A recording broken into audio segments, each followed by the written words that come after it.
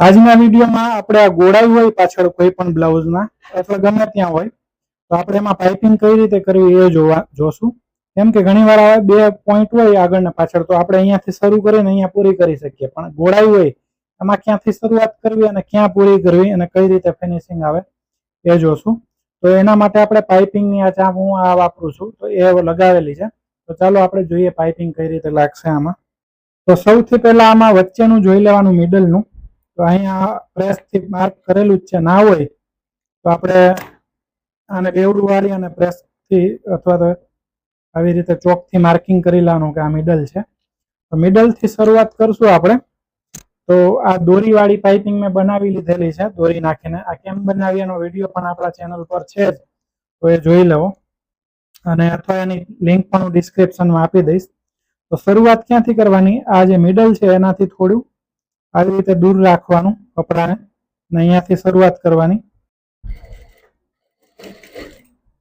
અને આ જે મિડલ આવે આપણું, ત્યાંથી આપણે જેટલી સિલાઈ લેતા હોય એટલું કપડું રહેવા દેવાનું આવી રીતે.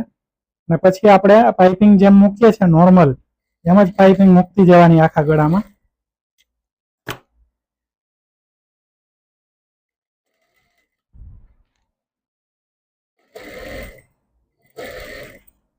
હવે અહીંયા એન્ડમાં શું કરવાનું કે આપણે જ્યાં મિડલ આવે છે આપણું વચ્ચેનો ભાગ, ત્યાં સુધી સીધી જ આ પાઇપિંગ લગાવી દેવાની.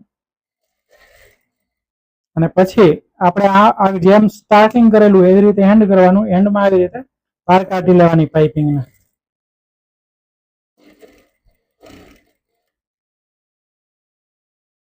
તો આ પાઇપિંગ લાગી ગઈ. હવે આપણે આનું જે વધારાનું કપડું હોય એને આવી રીતે કટ કરી દેવાનું પાઇપિંગના કપડાને. તો આ ગોળાઈમાં દેખાશે આપણને. પછી આને ઉલટું કરી અને આખી ગોળાઈ છે એટલે બધી જ જગ્યાએ આમાં અંદરથી કટ લગાવવા પડશે. આવી રીતે કટ લગાવી દેવાના. કટ લાગી જાય પછી આ વધારાનું કપડું લાગતું હોય આપણને બહુ વધારે છે, તો કટ કરી દેવાનું. આ જરાક વધારે કટ થઈ ગયું છે, આ નહોતું કાપવાનું, પણ હવે વાળવામાં આપણે જોઈ લેશું. અને આ જે વાળવાનું કપડું છે એને પણ આપણે વધારે લાગે કે આ વધારે છે તો એને કટ કરી દેવાનું. બહુ વધારે હોય તો જેટલું વાળવા પૂરતું રહેવા દેવાનું, બાકીનું કટ કરી દેવાનું. આમ સીધી બાજુથી કટ કરીએ તો વધારે સારું દેખાશે. ઉલટી બાજુથી અમુક વાર જેમાં કટ થઈ ગયું એવી રીતે થઈ શકે છે, તો ઉલટી સાઈડથી નહીં કરવાનું, આમ જોઈન કરીએ તો વધારે સારું. જો આ આપણું બધું કટિંગ થઈ ગયું છે, કટિંગ થઈ જાય એટલે હવે આપણે નોર્મલ ચાંપ લગાવવી હોય તો પણ લગાવી શકીએ.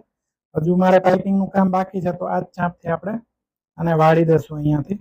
આ એક કટ વધારે થઈ ગયું છે એટલે વાળવામાં થોડી પ્રોબ્લેમ થશે, પણ હવે એને આપણે વ્યવસ્થિત કરીને વાળી દઈશું આવી રીતે.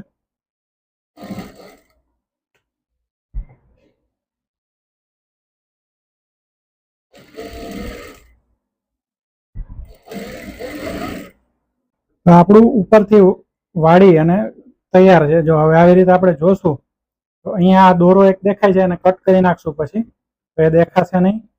અને આવી રીતે આપણું આખું ગોળાઈમાં પાઇપિંગ થઈ જશે, તો ક્યાંય જોઈન્ટ ખબર નહીં પડે કે ક્યાં છે આમાં જોઈન્ટ. તો પહેલા આ કપડું અહીંયા દોરો છે એને કાઢી નાખીએ. તો આપણી આ ગોળાઈમાં આખી પાઇપિંગ થઈ ગઈ છે. હવે આપણે અહીંયા ઉપર શોલ્ડર જોઈન્ટ કરી અને આ ગળામાં પણ પાઇપિંગ કરી લેવાની, અને પછી બ્લાઉઝ બનાવતા હોય એવી રીતે બનાવી લેવાનું.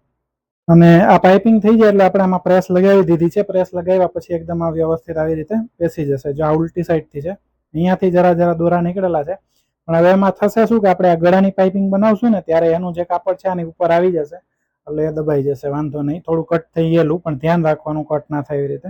અને અંદરથી આવી રીતે થઈ જશે.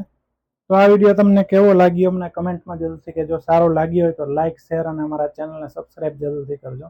આ વિડીયો જોવા માટે તમારો ખૂબ ખૂબ આભાર.